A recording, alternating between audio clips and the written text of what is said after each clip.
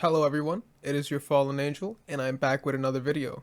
Today we are going over brainwaves. We will be doing the 4 main brainwaves, which include beta, alpha, theta, and delta waves.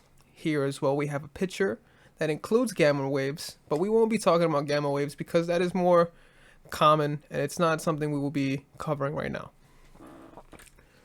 Beta waves characterize the conscious waking state. At 14 cycles per second and up, the conscious mind does not take suggestion very well.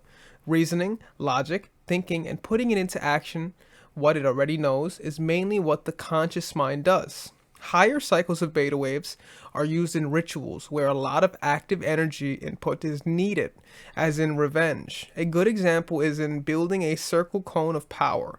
The more excited one becomes, the higher the cycles per second in the brain. So guys, beta waves are similar to when we are awake and our frontal lobe and all other 3 lobes are in cohesion and we're not in a relaxed state, but we're more conscious of what we're thinking of. We're more in control of what we're thinking and our thoughts and emotions in a conscious level. That explains beta waves. The alpha state operates at a lower cycle, about 7 to 14 per second level.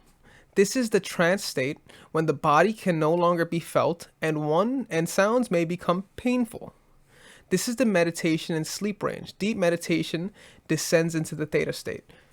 So before in previous videos when I talked about astral projection, the alpha state is intrinsically the state you want to be in if you want to astral project. It's not when you're in a deep state like the theta and delta waves.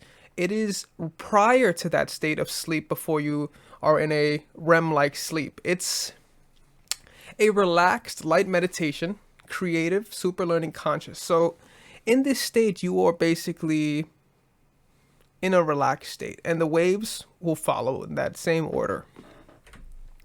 In the alpha state, one is open to suggestion and conscious logical mind is subdued. The conscious defense barrier is down. Hypnosis takes place on this level. When in the alpha state, we can program our own and the minds of others. The deeper you go into alpha, the closer you get to theta. So guys, when you're in your beta state, often this is where your brain creates the prejudice and creates the discriminatory ideologies that block it off. So what I mean by prejudice is this is where you get what you consider right or wrong, what you consider bad and good, what you consider to be something you enjoy and things you don't enjoy.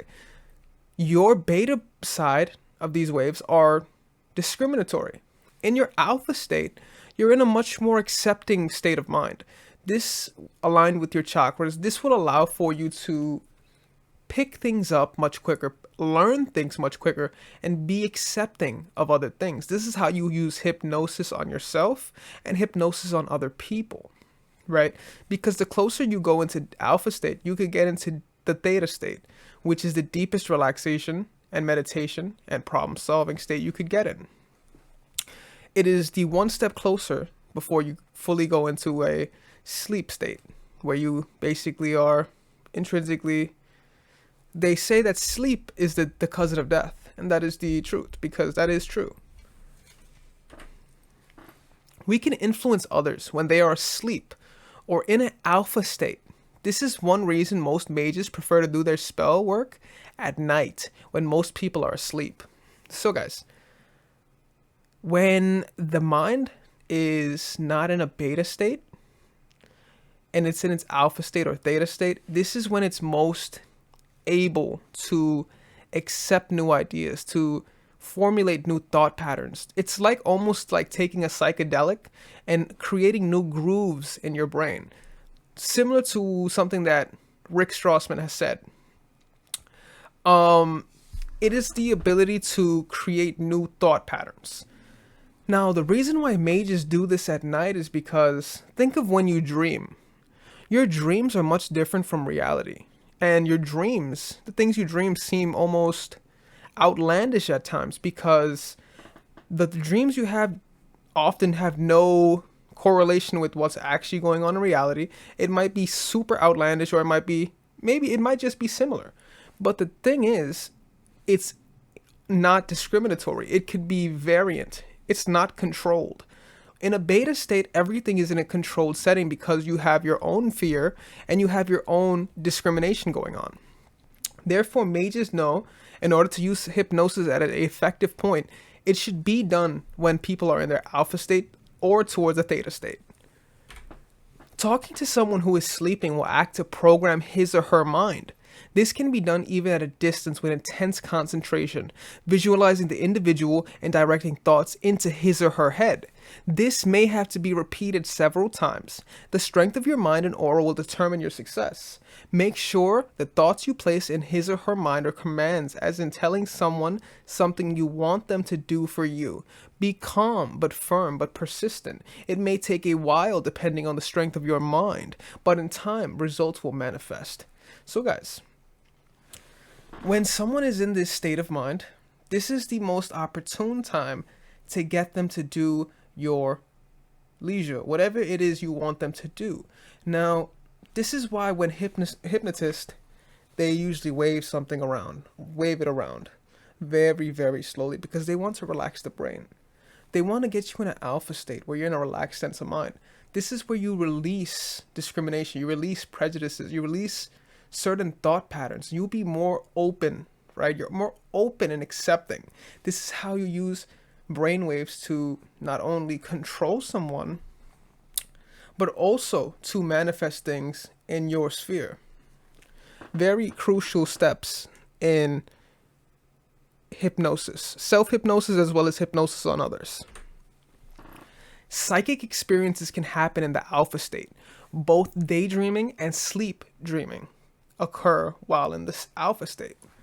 So, like I said, guys, when you're dreaming, it may seem like something outlandish is happening. Your hippocampus, your brain is creating these new scenarios. It's creating new thought patterns. It's creating an experience that you ever wake up from a dream and you're like, I really wish I could go back and continue that dream. And you go back to sleep and you try to continue that dream. You wake up and you're unable to remember exactly what happened, but you knew it was an amazing dream because of what was going on. It was so uncomparable to reality. This is what's happening in the alpha state. You become super relaxed and able to process and enjoy new information, because when you're in a sleep state, your subconscious mind is now entering the etherical portal. You are now in the ether portal, because now you have to understand your physical body is now rested, but the subconscious mind never sleeps. Therefore, you in an alpha state are entered in a etherical portal. This is not necessarily saying everyone that goes to sleep is not astral projecting, because when you fall asleep, you're in a theta state. You're not really controlling much, but you're still in the ether time space. But now if you were to astral project, you will have more control of what's going on. You could see it in the physical realm. You could see things in the ether time space, but in the physical realm. But you will have to leave your physical body for this to manifest. The theta state is in 4 to 7 cycles per second. This is where all of our emotional experiences are recorded and is of the subconscious. The theta level opens the door to descend even deeper into the psychic astral world. While it is possible to have psychic experiences in the alpha state, the most profound experiences occur at the theta level. At this level, one is able to experience astral travel, psychic communication, achieve enlightenment, and enter into other dimensions. This is where past lives can be assessed. So guys, like I said, when we are in a dream state, the theta state, look at the waves. They are so relaxed compared to a gamma ray or the beta waves or the alpha waves. Even the alpha waves, it's like intrinsically getting softer and softer. But the theta waves, it's so soft. And once we get to the theta, when we get to delta, it's so soft. It's almost linear how soft it gets. This is because this is the removal of the main conscious brain that's being discriminatory.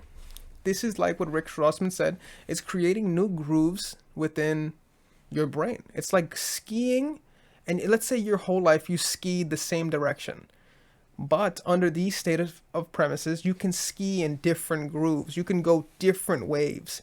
You're going and moving differently. This is what a dream state is. It's much different from reality because, like that was said, you are able to astral travel, psychic communication, achieve enlightenment, and enter into other dimensions. Oftentimes, your dreams are trying to tell you something. Oftentimes, dreams have saved people from a lot of demise.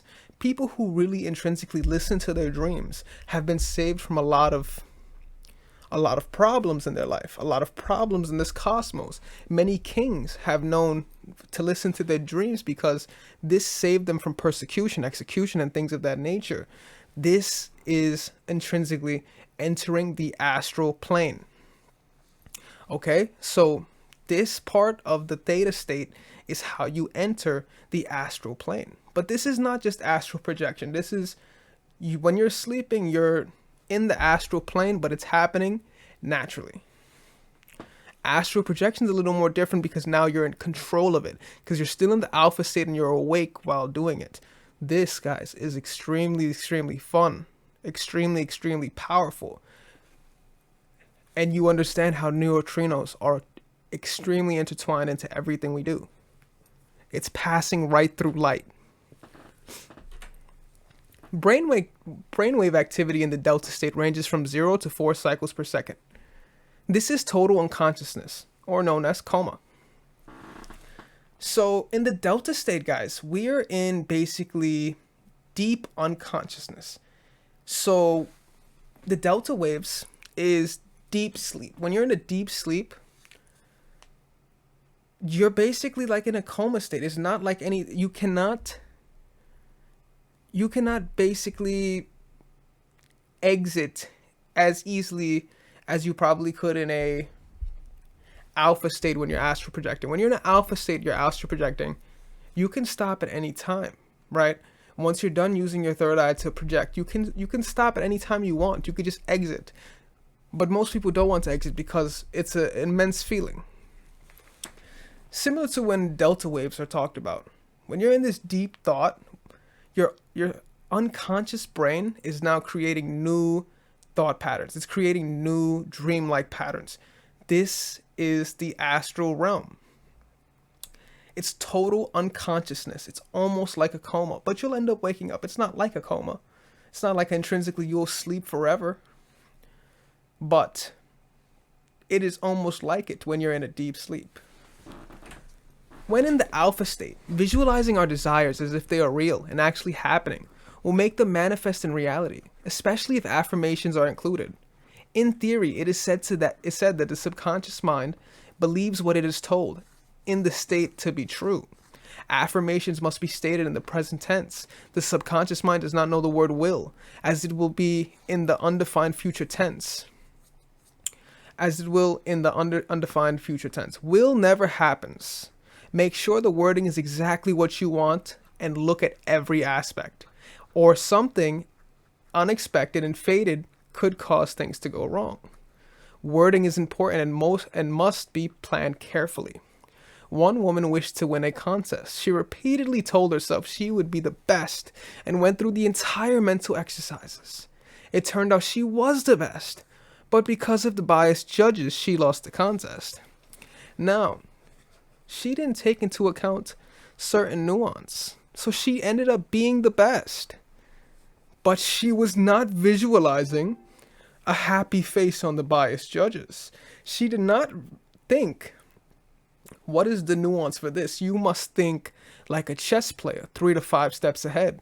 When it comes to manifestation, you must think of all the nuance that could take place and think of it in a positive light, because your brain does not know the difference between negativity and positivity unless you are the one that is creating this sense of negativity and sense of urgency. So if you are intrinsically thinking will, your brain will follow your lead, because your thoughts and emotions follow thoughts. Now, when these things follow, things will manifest. So if this lady in this scenario thought of she was going to be the best, followed the exercises, did the affirmations, did the incantations, and she also thought of the nuance. The judges that are watching me will have a smile on their face. The judges that are watching me will love my performance. I will exceed beyond belief. She has to think all the nuance through and be positive in this. She would have won the contest. extremely in flying colors. So you must always think of what could go wrong.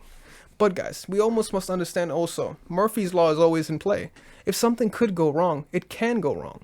That's why you cannot think something can go wrong. You must always think it is in your favor, and it is within your realm of desire that it will come to fruition. You can never think the slight nuance can happen, because if you believe a slight nuance, even the slightest nuance may or may not happen, it will happen, because that is Murphy's Law in full effect.